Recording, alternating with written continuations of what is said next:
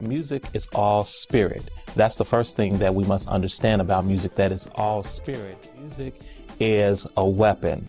God created music as a weapon, both offensive and defensively. So we can use music as this weapon to be able to accomplish the goals that we're trying to accomplish. Everything that was created in heaven was all spirit. So spirit is alive, music is alive, and it's a vehicle that we use in order to carry lyrics on, to carry a message that God has given us, or anybody can really use music to get the message that they have across.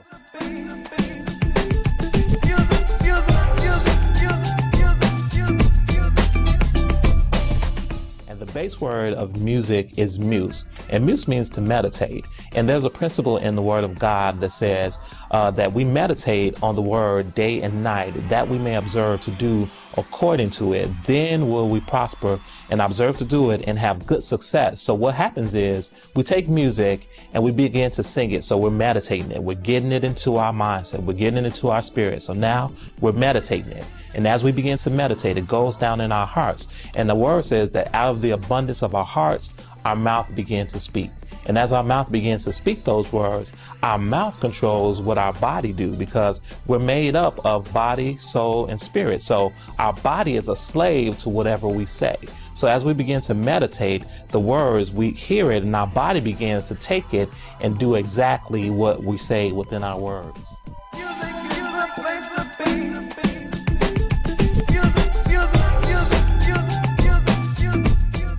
Music was created in the heart of God. We use music down here in the earth realm and never really realized that music was created in heaven. Music existed before anything in the earth was created. The Word of God tells us in Job that the angels sang at the creation of earth. So music was there in heaven before it was down here in the earth. You can't really have music without thinking about Lucifer, because Lucifer was the one in heaven that music was created in. And God created him. He put all the instruments in him. He gave him creative ability. He gave him authority in heaven. And he also was the one that was covering the throne of God. And the way he covered the throne of God was with his music. He led the host of heaven in worship to the Father through his music. He was the musician. He was the instrument. He was all in one. He encompassed everything in him. So he had this ability in heaven to be the leader. So you can't look at music without looking at the life of Lucifer, and to look at how he was in heaven, what he was in heaven, and what he did with the gift that God placed in him.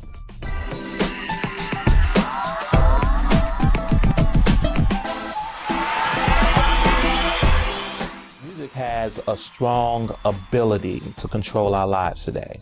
And the reason it does that is one key principle. And that one key principle is that Joshua 1:8. Meditation has to be a big part of our lives today. Meditation controls the things that goes into our spirit, and the things that's in our spirit are the things that control our everyday life. So music can affect us in many ways. If you listen to negative music and you're meditating on that all day long, it becomes part of your makeup. It becomes part of your makeup. It begins to mold who you are.